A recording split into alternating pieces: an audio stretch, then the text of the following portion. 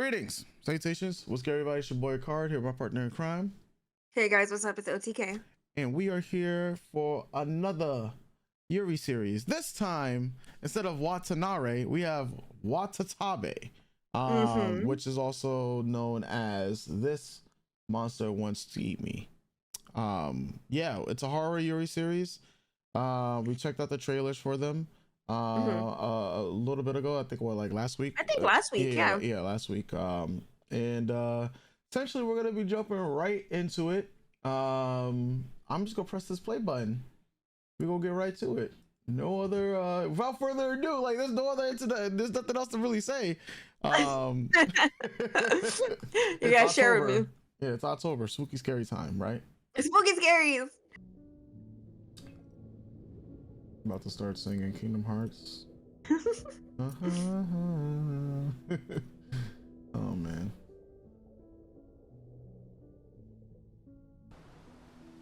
I think I want to live in an ocean town. I think that's like my biggest retirement, is that kind of dream. The girl who seeks death waits for the sea. So we're gonna react to the opening and ending. Assuming there's an ending theme. Well, if you need anything, good night. Thanks for worrying, Auntie. Good night, Auntie. I don't think I'll make it back for the anniversary this year. I'm really sorry. Being in high school now would make your parents up in heaven. Oh, so proud. I'll be fine. Good luck at work.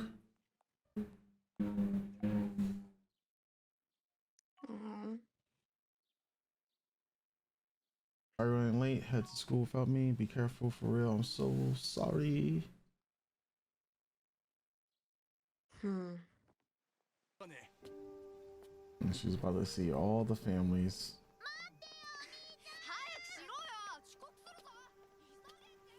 Sometimes some days are just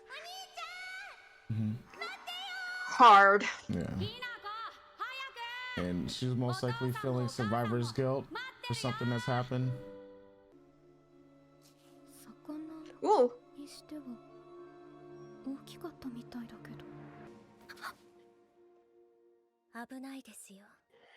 Yeah, girl, that's what I was thinking too. Stranger danger. I feel like there's ulterior motives here, but still, that's very, you know, we should grab onto more people, I think, in the world. You can tell the characters that matter and the ones that don't. None of these people got eyes. And these are most likely the people that matter to her, which means none of them matter to her.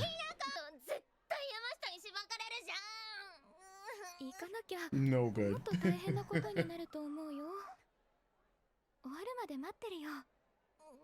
You're gonna be waiting forever. Uh-oh. Uh-oh. All too relatable.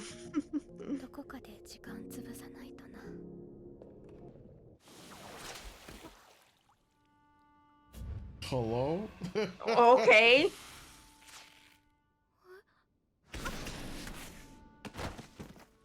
Ouch. Oh. Okay. A whole ass monster.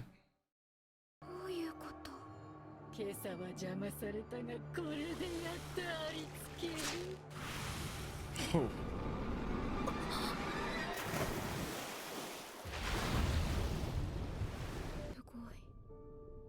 Whoa. Hey, yo.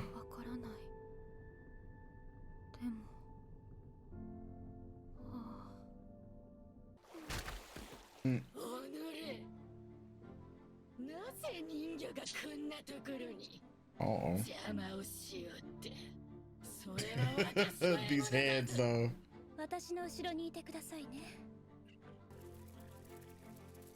With the scales animations that we saw in the trailer.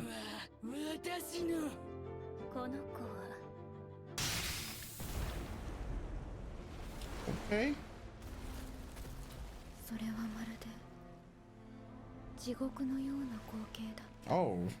Oh, she bit into her. Yeah. All ass jaws. Okay. Yeah, she's just killing her.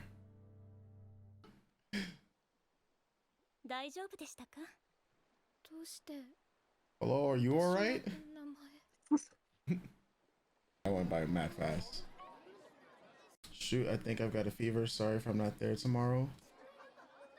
Be in touch tomorrow morning. Sorry, take care. Bro, this girl is no good. Yep, stuck at home, head all without me. Were you okay by yourself? Take care getting home. Mhm.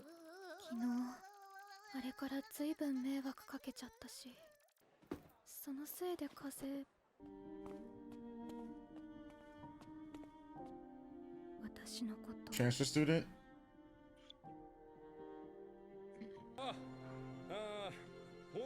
Yeah.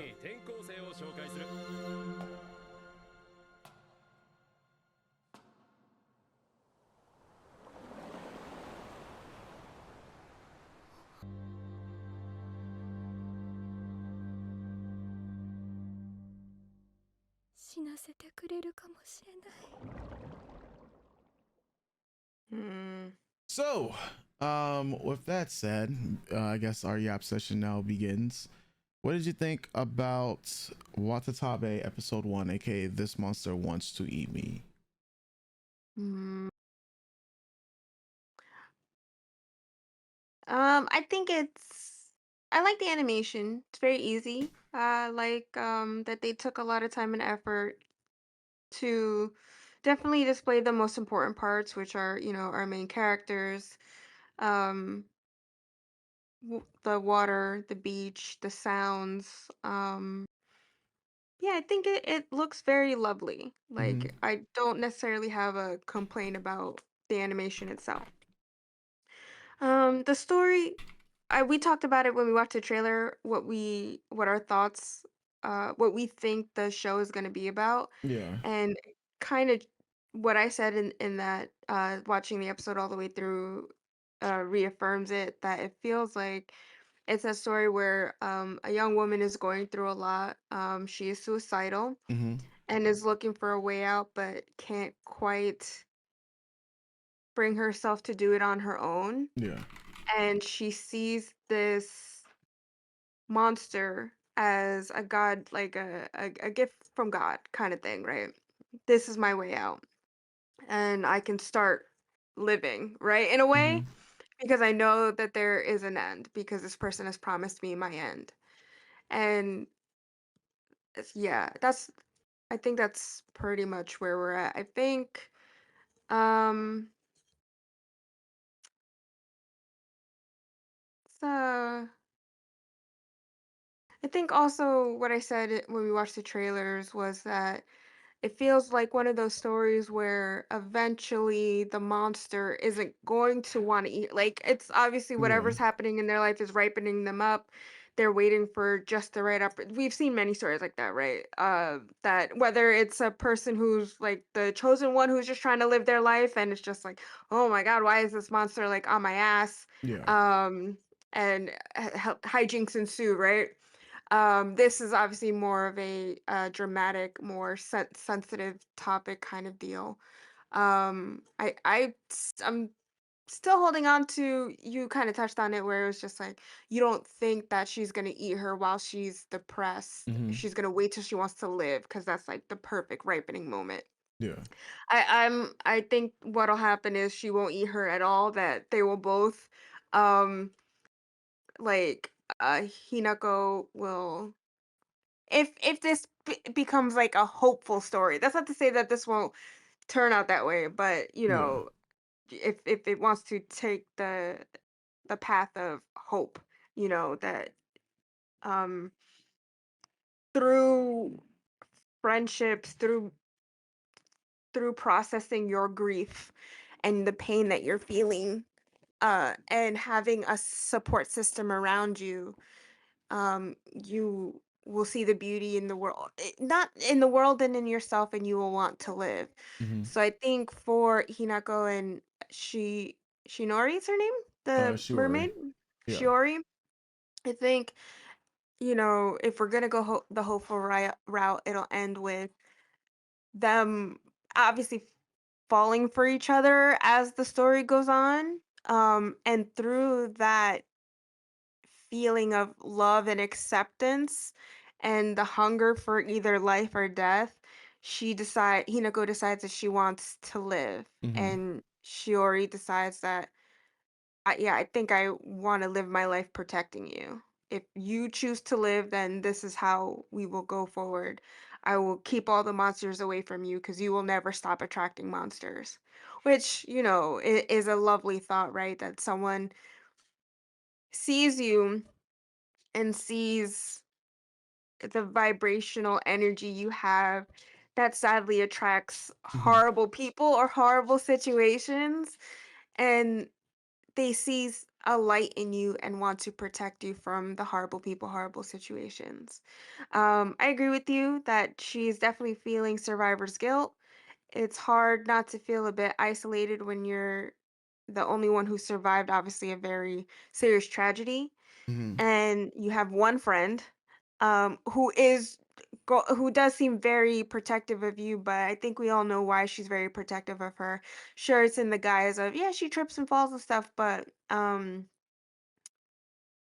it's not Minako. What's her name? Um. Damn. No, it's an M, and it sounds like Minako, but it's not Miko? Minako. No. Or maybe it is. Miko. Miko. Miko. Miko. Yeah. Um, that Miko is disguising it as like, yeah, my friend is clumsy, but it's more so I see my friend drowning Mm-hmm. and I have to do what I can because I love my friend so much to keep her around.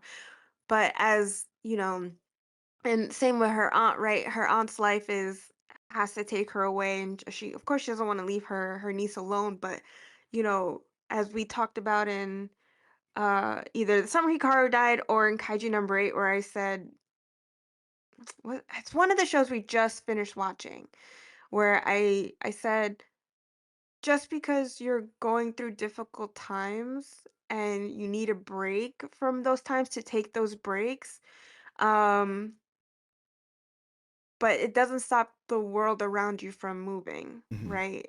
Everyone has their lives that they have to live, and no matter how much they want to protect you and keep you safe and be around you, um sadly, sadly and then not sadly because life is life.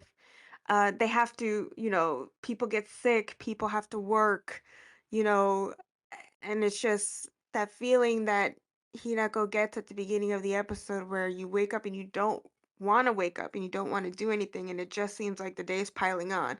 Great, my aunt's not here. Great, my best friend can't walk with me. And it's just such a heavy weight, but you get up and you push forward to go about your day. Um yeah, I mean, I think there could be a lot said here in this show, but we'd have to see as the episodes go on. Um I feel like in the since summer we've just been watching a lot of things with heavy subject matter that deals with grieving, that deals with depression, that deals with ostracization and bullying and self-doubt and self-harm and loss and how do we get by when the world is either continuing to pile on us, and how do we get by when there are people trying to help us, and as the people who are trying to help us, how do we in fact actually help? um and I think these are important stories to tell. This will obviously be in the guise of also a romance because it's tagged as a romance, yeah? Yeah. Yeah. So Uh, finding love in uh, someone else too, to find love within yourself or a reason to live. Or maybe she in fact decides that, you know, life isn't worth living and Shinori, um Shiori. Shiori is susceptible to, okay, I support your decision and I'll be the one to help you through this phase of life. Um, yeah, I think this was a very slow episode, a lot to think about for a first episode, a lot to take in. We got to meet our three main characters, and everyone is set up quite very as matter of fact. We got Shiori, who's the mysterious monster. What are her what's going to be her role in all this? What exactly makes Hinako what about Hinako makes monsters so attracted to her? Mhm. But then we think about that for certain people in the real world too. What makes a person so attractive to bad people in bad situations when they're just trying to get by? Mhm. Um, Miko, who is also trying her best, and obviously we'll see how her relationship changes with Hinako with the introduction of Shiori. Yep. Because obviously that's gonna happen, right? Because it does. This is high school, so they are also in a transitional phase in life, both of them, where they started a new school year, a new school grade, um, and like with Watanabe, going through all these this transitional point in your life, you also go through the transitions and the thoughts of how you feel about your friends and the people around you and who you want around you and what are those feelings really. Mhm. Not to say that Miko's going to be queer as well, but obviously she's very protective of Hinako for her own reasons. And now it's like, are we going to write this character as being jealous or trying to make Shiori fit in, trying to figure out this new dynamic. So that's going to be interesting to see too. Is Shiori going to be the type to want to keep Hinako to herself? So is that going to cause problems? Is that going to stress Hinako out even more? Is it going to pull Hinako deeper into her her mental state, like Mhm. deeper into the depressive mind state? I think I give the episode an 8 out of 10. I wanna give it less than that because it's hurting my heart a lot, but, yeah, I think for the setup, for what we got to see, we got a little bit of action and blood and a little spooky scaries, um, and we got to see where our three of our characters are at without much, to do. Yeah, I think that's where I'm at right now. Okay. Yeah. So to piggyback off of some things that you were mentioning, well, to first, so going from what we saw with the trailer, pretty much, um, the beats were there, for Survivor's Guilt. The beats were there for this character's journey to wanting to live, essentially.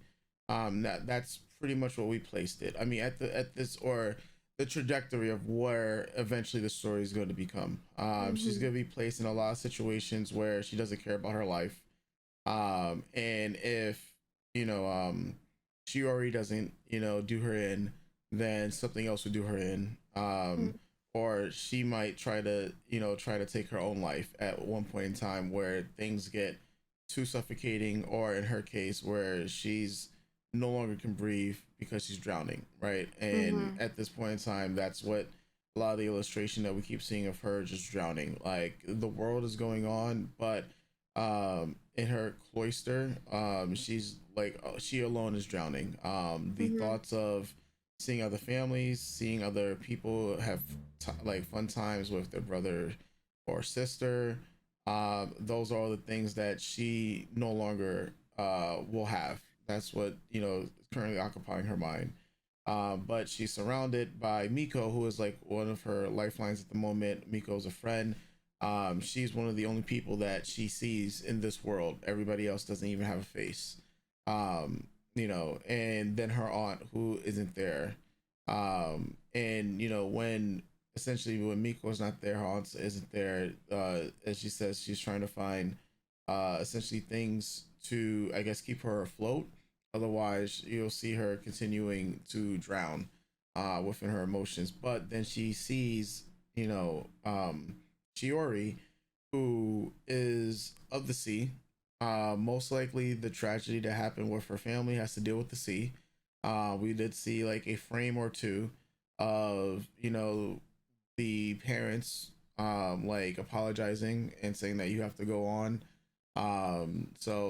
Because this series deals with the sea, it's I think it's well placed to make that as an inference Mhm. of what happened with her family and the tragedy that befell them. Um, yeah, the series, of course, I'm already expecting all 13 episodes to be pretty sad. Mhm. It's going to be maybe villain of the week. Um, in terms of the monsters that Shiori will be fighting off, and maybe these yokai that maybe they'll have stories of their own. I'm going to probably bet against the majority of the yokai that we come against having stories of their own. Maybe there might be another classmate that introduced themselves that is only determined to take down, Shiori, as well as Hinako, in the grand scheme of things. I think as we meet more and more characters, we'll see whether or not they will have a visible face or not, because I think they're using it more so to be like everybody is bleak to her except for these Mhm. few people. We haven't seen the ending or the opening theme yet, but we'll be going through that pretty soon. I'm more at a 7 at the moment. I've it's more so I've these types of stories, they are slow burn. At the same time, it's a story that I have seen a few Mhm. times, Yeah. right? And where in the usual writing behind these stories is always going to end up, um, I wish it wasn't always the case, but that's why I'm hoping that this surprises us. But right now, you have character A who wants to die after a tragedy, and usually when it's survivor's guilt, then it's the arc to them wanting to live, right? But the Mhm. entire, like, I can see like all of season one like being like, hey, I want to die, I want to die, and then it's like, well, but I've been promised that death is going to happen to me and this is what I want. Mhm. But whether something happens to Miko or something happens with her aunt, something that will compel her to want to save people. Maybe she's out here saving even other yokai. Mhm. Um, you know, it's more so when it comes to Hinako's character. She wants to die, and so she's trying to find ways that she can die. And now she's been promised death. You haven't seen Bungo Stray Dogs, or I'm not even Mm-mm. sure if you even heard of it. One of the I've heard yeah. like I've seen the name around, but I haven't seen the Okay. anime. And Yeah. so one of the main characters in the show is trying to also kill himself. Mm. And he's trying to find the most creative ways to commit suicide. And that's kind of like his thing, even though it's more so it's like Bungo Stray Dogs. I think it'd actually be a good series that you would like. But even though he's trying to do that, it's he keeps on failing, right? And people are like, if he wanted to go through with it, he's one of the strongest characters in the world. He could have done it. So it's not like Mhm. there's another force preventing him from doing it, but there's still something tying him to the world, Mhm. that prevents all of his attempts. Um, and with her, Hinako, right? You would figure there's something like that as well. We haven't discovered what that is for her, but maybe Shiori, who has been like following her, saying that I finally found you, will have something related to that. It's possible that we can have plot twist wise that Shiori is responsible for her family's death at the bottom of the sea, or Mm. Shiori tried to save her family. And what she actually wants to eat is the negative emotions that she embodies. There's a lot of ways and metaphors that they could go about this, that have been done before. It's gonna be more so how this anime does the execution of it. Mhm. Because yes, like watching depressing, sad animes and whatnot is not something that I want to do all the Mhm. time. So as watching it, it's definitely going to be all right. How are we going to handle the execution? How we're going to handle the monsters and the yokai's involvement in this? Where it's to the point that they don't feel like filler, and only a means to, because right now the yokai are going to be a means to begin their relationship. That's how we Mhm. got it. That's our exciting incident to the what's compelling the story. are they going to continue to be the crutch to bring these two together? If so, how are the yokai going to evolve so where that Shiori isn't going to be a Deus Ex Machina to always save Hinako? How will it involve Miko? Is Miko going to be on the ends? As you mentioned, like, is she going to be like a third wheel in this? Is she, because this is the tags for this are girls love, drama, and supernatural. So uh similarly, girls love, it's assumed that there's going to be romance in it, right? Mm. Because I double checked Watanari's tags and it was, it had girls love as a part of it. Girls love comedy. Then there's another series that we watched that had girls love romance in it. So Mhm. maybe when the tags are there, there's more actual romantic beats. But because this one is featuring drama, that means we're gonna have more drama beats where it's going to uh, feature a lot more situations that are just, overly dramatic. I mean, the way that the yokai came out about in the sea with the hair and everything, and I mean the way she was just destroyed was pretty dramatic. It's to fit for the action itself. But I think this is going to be one of those series where, given that it's going to have 13 episodes, um, that's I mean, so thinking about how a lot of anime when they do get adapted, getting that 13th episode is pretty difficult for a lot of studios, Mhm. because a lot of things are built on a 12-week or two core if it will be like 24 episodes and stuff like that. So it's interesting that this is going to get 13 episodes, considering like in the landscape of things, it is rare to get 13 episodes for a series. It's either going to be just straight up two core, or just the one core 12 episodes. I mean, think about it's rare that Sakamoto Days had like 11 episodes. Kaiju number 8 had Mhm. 11 episodes. So maybe people are adapting series with as much episodes as needed, to Mhm. tell the story that they want to tell for a season one. This is for what my understanding, a popular light novel amongst the community for people who are more so into girls love and in the Yuri community.